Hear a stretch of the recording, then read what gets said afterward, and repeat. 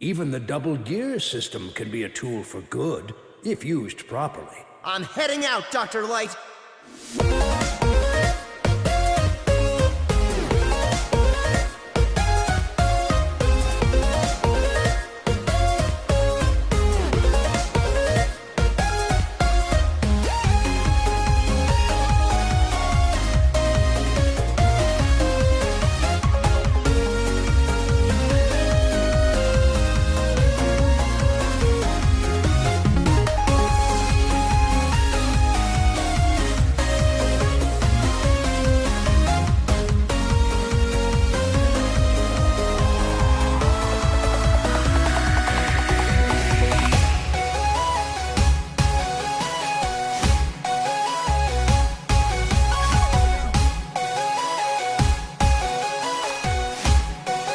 The world will bow down to the genius of Dr. Wily! Welcome, ladies and gentlemen, to Let's Play Mega Man 11 Part 2. Whee! Okay, so we're going to go ahead and take on the final 4 Robot Masters this time around. We're going to start off with Fuse Man. So let's go ahead and just jump right into his bio, right? Not wasting any time here. Here we go. Fuse Man's job is to manage and fine-tune power transformer stations. He's designed to handle massive electrical currents, but if he ever encounters a current that's too strong for him, the fuses on his head would blow, saving him from a critical overload. He's a crucial part of the city's power supply system, so he treats his job with a sense of responsibility and duty, putting speed above all else when a problem arises, hinting at what his double gear ability is going to be. Speed. Since his dangerous job keeps him alert and on edge 24/7, the only time he can let caution slide and just relax is when he's caring for his pet rabbit, Watt. He was manufactured by ODA Electronics. Alright. So welcome, ladies and gentlemen, to Part 2 of Let's Play Mega Man 11. This time around, I want to talk a bit about special weapons and how amazing they are in this game. I mentioned it in Part 1, but now that we actually have 4 special weapons to play around with, and you're starting to see me more and more actually, switch between regular Mega Buster and special weapons, let's talk about that a little bit. Let's talk about why that's so great in this game and why it's so fun to use. These things, by the way, can be destroyed with the bounce ball in 2 seconds, but in superhero mode you want to conserve as much weapon energy as possible, because again, you don't get any refills in superhero mode. Anyway, special weapons. They have this new system where you take the right stick on your PS4 controller or your Xbox controller or your Switch controller and tilting it in a direction will automatically equip you with that special weapon. So, and all the special weapons are assigned to the locations that the Robot Master is assigned to on the stage select screen. So Block Man is at the top left, and Blast Man's at the top right, and Impact Man is in the bottom center, and Bounce Man is in the right center. So, the top left, the top right, the bottom center, and the right center will have the Block Dropper, the Chain Blast, the Pile Driver, and the Bounce Ball, respectively, in those locations. So, not only is it very easy to memorize where the locations of Robot Master powers are going to be, but just being able to flick your right stick really quickly to a direction to bring something like Bounce Ball out, or bring something like your Block Dropper out, or bring something like Pile Driver out, really makes this game fun and easy to play, and really makes the time trials really fun, because you can just keep switching back and forth between 2, 3, 4, 5, 6 different special weapons in like the span of like 5 seconds without having to, press the L button or R button on your controller to, cycle through all your special weapons in a certain order. I'm showing off what the mini boss here does, by the way. And you saw me destroy a couple of those power converter things that shoot off electricity with the bounce ball. So now you see that those can be destroyed with bounce ball. There isn't much to this thing. Just dodge all the lightning, dodge the little electrical balls it spits out, and destroy the power converters as soon as they come out with bounce ball, so you can get rid of that thing as quickly as possible. Anyway, special weapons are pretty goddamn phenomenal in this game. It's so easy to be able to switch between them at will. It really makes this game a lot of fun. It's just you know, it's a small thing, but the developers knew that because the L button and R button were going to be dedicated to the power gear and speed gear, that they had to do something to make switching between special weapons very easy and very seamless and just as enjoyable as it was back in the old days, and they found a way to do it. It's really great.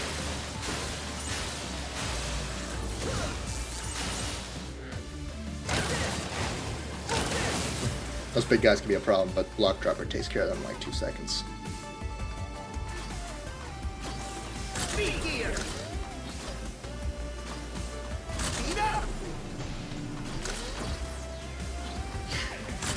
Hope you guys are all doing well.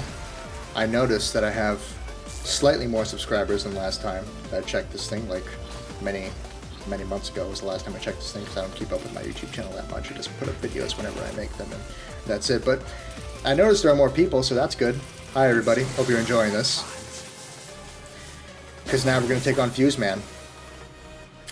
In any difficulty, you want to start off with a quick power gear bounce ball to take care of any of the electrical balls that he's sending to patrol the outer edges of the screen, as you can see.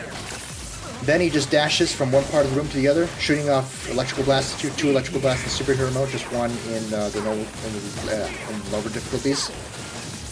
His speed gear ability is that he is going to dash himself up to the top of the screen and slam down at you as fast as possible. Just keep sliding. You don't even need speed gear to effectively dodge that. In fact, I recommend you don't use speed gear so you can get a good rhythm going where you can just dodge him and shoot some bounce balls to bounce around the room, and hopefully, you know, as he dashes around the room trying to slam you and trying to slam him to the ground to get you, that you'll just get hit by one of them at some point. So, yeah.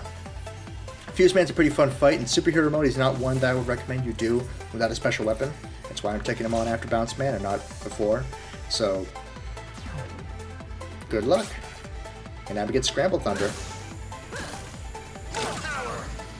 Probably one of the more...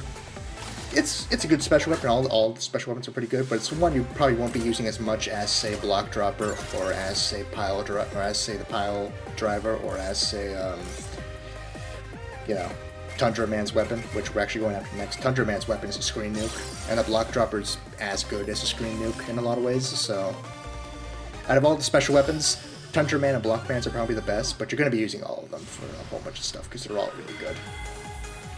Anyway, let's talk about Tundra Man, because Tundra Man is pretty interesting. It's got some stuff to talk about. Though Tundra Man was initially designed for land development and exploration in polar climates, he found a new obsession the first time he saw a TV ice skating championship. This is an example of a robot master that had a job and a thing that it was supposed to do, but decided to do something else because it has sentience. That's pretty cool. Since then, he has spent long years perfecting incredible ice skating techniques out on the polar ice flats. But since his audience is generally just huskies, polar bears, and seals, he doesn't get many reviews. Tundra Man had a tougher looking exterior when he was first sent to the North Pole when he was initially created, but he made modifications to his suit and his armor to allow for his graceful passion of ice skating.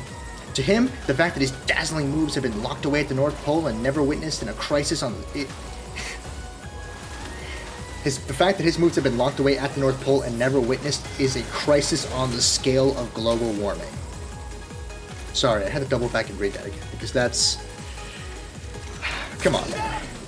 Tundra Man eagerly awaits the day when he can show the world his exquisite skills. He was manufactured by Kozak Robot Laboratories. Tundra Man was created by Dr. Kozak from Mega Man 4, who has since become an ally. And once again, Dr. Wily reprogrammed one of his robots. Guy can't catch a break, but then again, neither can Dr. Light, so, you know. That's the way it goes. Anyway, Tundra Man's gimmick, as you've already seen a couple of times now, is the wind, blowing wind. Speed gear really helps you out with blowing wind a lot, especially the next time we see it, which, oh boy. This giant mammoth mini-boss, the mini-boss is actually the robot underneath it, the little platform that's holding up the robot mammoth underneath it, and not the mammoth itself. You don't want to hit the mammoth. The mammoth's invulnerable to everything, even fire. But the robot underneath it can be taken on.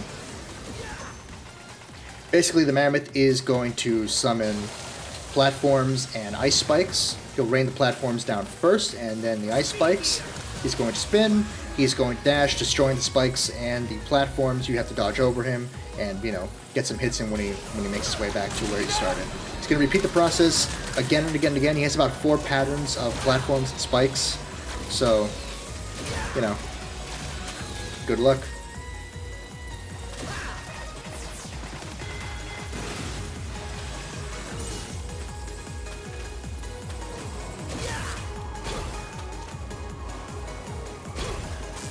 I heard they were developing a new Mega Man game in 2019, this year. Oh boy, I hope that's true, because this is the direction the Mega Man series needs to be going in. This is basically what I've wanted from Mega Man for a long time. A good 2.5D platformer. I mean, it's only 2.5D sometimes, but 3D, but playing in 2D is what I've wanted for Mega Man for a long time, and now we're doing it, and we're doing it right. It's a good game. I really like this game a lot. This game is... If you couldn't tell from all the rambling I've been doing, from all the stuff that's been going on so far, this game is... This game won me over pretty goddamn quick.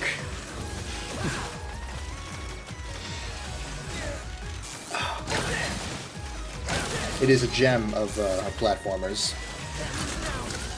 I think, anyway. Anyway, I kind of got my ass kicked there a little bit by those flying enemies. Now I only have 1 health, and I actually managed to beat Tundra Man with just 1 health point. Go me. Anyway, now that I only have 1 health point, you can take a look at the double gear in the right side of the screen, and you'll notice that the middle gear that previously just did not move at all is now spinning slowly and is glowing white. That's because when Mega Man is at low health, he can activate the double gear ability. Basically, the double gear ability allows Mega Man to activate both power gear and speed gear at the same exact time. So not only does everything slow down, including Mega Man, to give you more reaction time, but all of your, you know, regular shots, your charge pusher shots, and your special weapons become super duper powerful, and it's pretty good. Gotta be careful though, because once you activate the double gear, you cannot turn it off. So be sure when you activate the double gear that, you know, you're going to kill the enemy or the robot master that you're fighting. Otherwise, you're completely screwed. Because if, for example, I did not kill Tundra Man with that blast and I wasted my entire double gear on that and Tundra Man didn't die, Mega Man would not be able to use power gear or speed gear for a long time, like over a minute, and he would only be able to shoot 1 pellet from his shot from his buster at a time, and you'd basically be completely fucked at that point. So be careful when using the double gear technique. You can only use it at low health.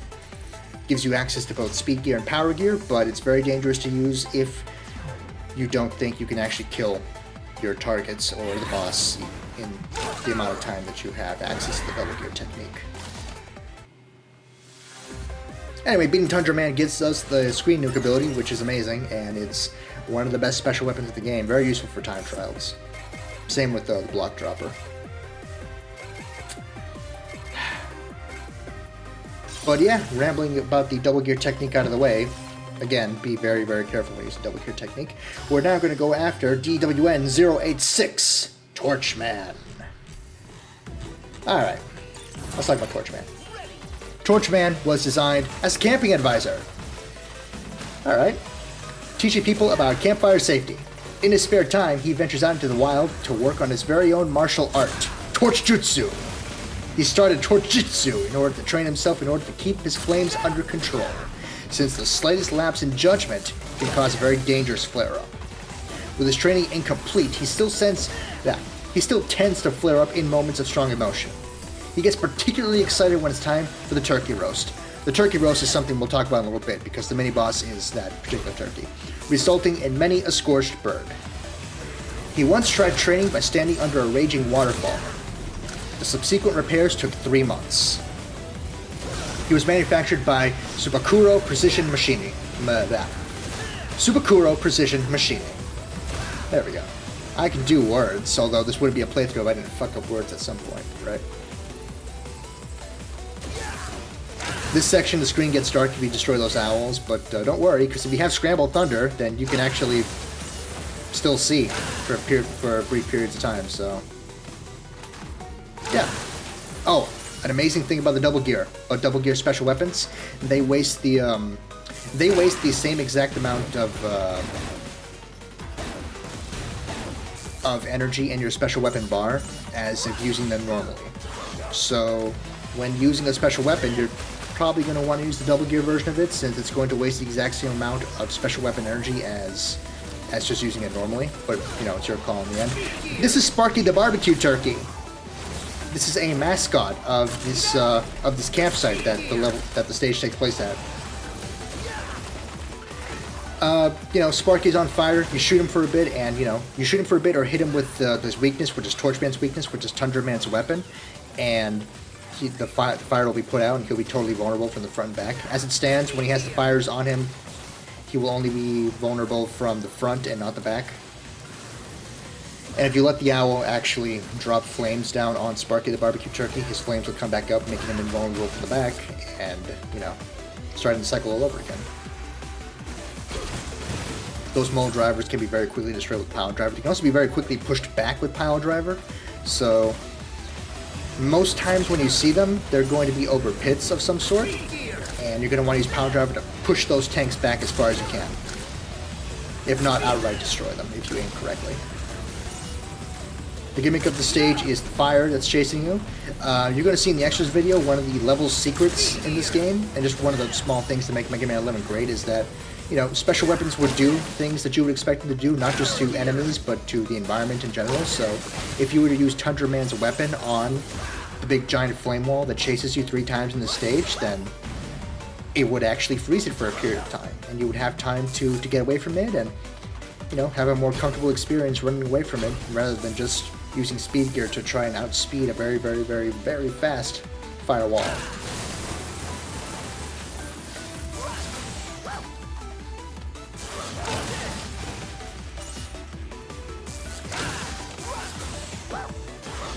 I gotta keep talking, because otherwise I'm just gonna sit here and listen to the music. The soundtrack is really, really good. Again, a lot of people shit on this soundtrack a lot, but it is honestly some of the catchiest Mega Man music I've ever heard, and I don't think there's any other game out there whose overall soundtrack beats it. My opinion, but I'm pretty sure this is one of the best soundtracks in the series now. I'm pretty sure. I don't think there's anything else that I would say rivals the soundtrack of Mega Man 11. I mean, even Mega Man 10, I love that game so much, but... Or 3, which was my favorite of the series until 11 came out, but I don't think even 3 has a better soundtrack than this, I don't think. Perhaps you would be a challenge. I mean, some of the music takes time to get used to, but overall, this is a phenomenal soundtrack. Anyway, Torchman. Definitely don't want to take him on first. He is a son of a bitch, and easily the toughest of the 8 robot masters that you would have to fight. Using the Double Gear version of Tundra Man's weapon is not... using the Double Gear version of Tundra Man's weapon is not going to kill him in 3 hits. He's going to have a little bit of health left over, so definitely want to use your Mega Buster first to chip off a little bit of health. His power gear, and it is power gear if you couldn't tell, is throwing giant burning wheels at you and then coming down at you with a big giant pillar of fire trying to strike at you. He throws flaming punches, he kicks, he diagonal kicks from the air. He is a son of a bitch, he's really fast, despite the fact this thing is power gear. He does a lot of damage. Using Tundra Man's weapon 3 times on him, which is the max amount of uses you're going to get from it during the boss battle, is not going to be enough to kill him. He's going to have a little bit of health left over, so definitely want to start off with the Mega Buster, shave off a little bit of health first, then use Tundra Man to just completely waste him. Because out of all of them, Torchman is the toughest robot master of them all. Easily the toughest robot master of them all, and he's weak to Tundra Man. So you may be saying, wait a second, if he's the toughest robot master of them all, why was he not the last robot master? Why are we going after Acid Man now? Well, because I say that all the special weapons in this game are good, and they are, even Acid Man's, but out of all of them, Acid Man's weapon is kind of the most useless, at least in superhero mode. In all the other difficulties, you can find plenty of other uses for the Acid Barrier, but things do so much damage and can take down your barrier so quick in superhero mode that I don't find Acid Man worth it to go after as early as possible. Acid Man's actually weak to the block dropper, but you know, he's not worth going after super early. You want to go after the Robot Masters with useful special weapons first. So, you know, like Block Man, Impact Man, Bounce Man.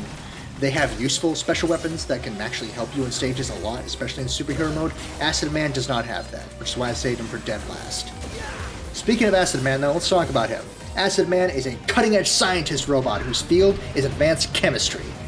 Ever the perfectionist, he ensures that all chemicals are measured out exactly. Sloppy mixing makes him absolutely furious. He never hesitates to leap into the chemical tanks to check the mixtures, in turn making him an excellent swimmer.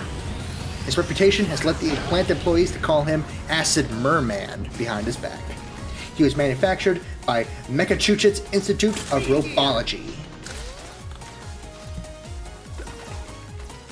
and is the last Robot Master we'll be going after. Also, not only is Acid Man's weapon not super great, but, you know, his stage is not easy enough to take on with just the Mega Buster in superhero mode. You're definitely going to want things like Chain Blast. And the mini-boss goes down like 2 seconds if you use Block Drop on it, because Block Drop is the weakness of Acid Man. And as I said, in most cases, generally, the weaknesses of mini-bosses correspond to the weaknesses of the Robot Masters. So, yeah.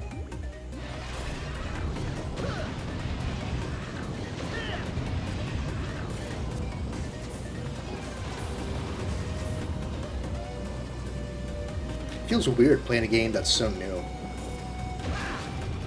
Like all the games I played so far in Mega Man games, this thing goes down like 2 seconds in Block Drop. Our Mega Man games from the old days that came out in like at least 10 years ago in some cases. And now I'm playing a game that literally came out in October, which is just cool. I like doing that. It's definitely nice playing a new game.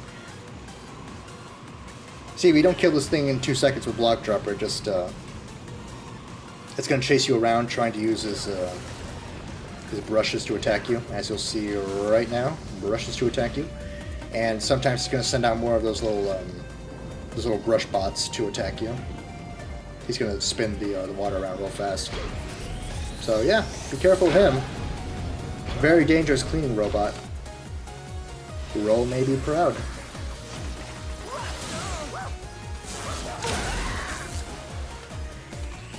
The main gimmick of Acid Man's stage is all these pools of water. You notice some of them are yellow, some of them are red, and some of them are pure acid green.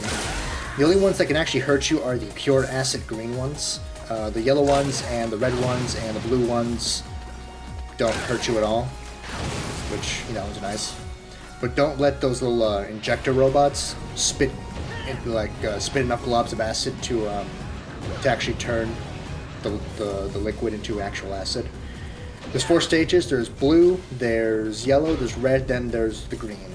So if you see some water that's in red, don't let an injector squirt even a little bit of acid into it, because it's going to immediately turn the entire thing into pure acid. But if it's blue or if it's yellow, then you have some breathing room to mess up a little bit and let the injectors actually spit globs of acid into it. But, you know, at your own risk.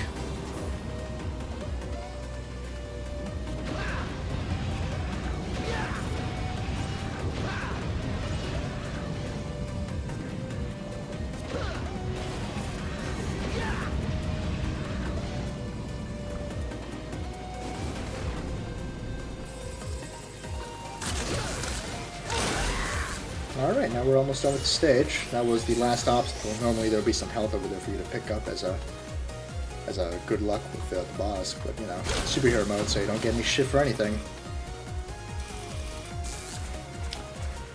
Okay, Acid Man is kind of difficult, especially in superhero mode.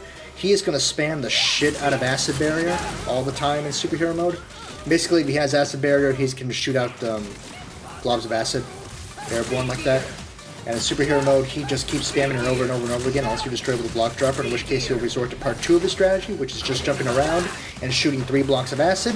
Then he'll use his speed gear technique, where he swims around like Acid Merman, shoot globs of acid at you real fast. Just take him down with block dropper as fast as you can, alright? Especially in superhero mode, he does a lot of damage. He's extremely fast, even faster than Fuse Man. And overall, not easy. Not someone you can take on with just a Mega Buster. Especially since he's, especially since he's going to put up Acid Barrier for most of the fight and just not let you do anything. Like, not even let you do any damage to him the entire time. Because his Acid Barrier is so much stronger than the Acid Barrier Mega Man can do, which is kind of unfair, but, whatever.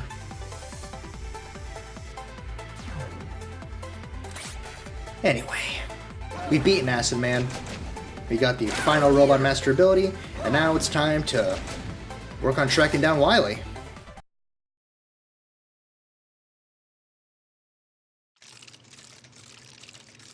Otto, do you have any idea where Wily's gone to? He's totally vanished, Mega Buddy! Maybe he decided to turn tail and run! Huh?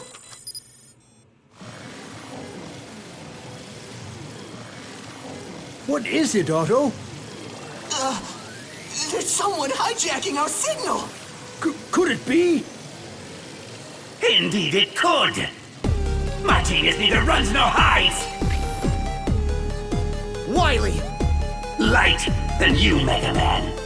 How dare you use my double gear system! Now you've crossed the line, I'll turn you into scrap myself! I'm at point E1685578.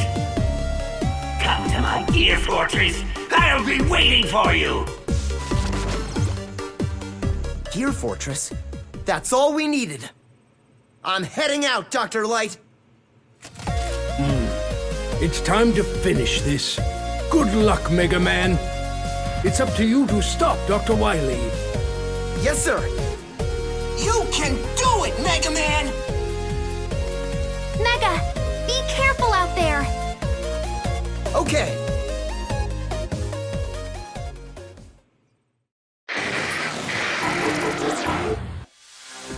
Oh, I love that sometimes they stick to the to some of the tropes for Mega Man powered up, like roll calling Mega Man Mega and all that stuff. Anyway, we've beaten all the Robot Masters. It's time to take on Dr. Wily. Ladies and gentlemen, I will see you all next time. We're going to go ahead and visit Dr. Light's lab next time to start things off and actually buy the proper equipment we need, because in superhero mode, you're going to need some equipment to take on the Wily Fortress, or the Gear Fortress, as you say. Alright, hope you enjoyed. See you all next time. Have a great day. Bye-bye.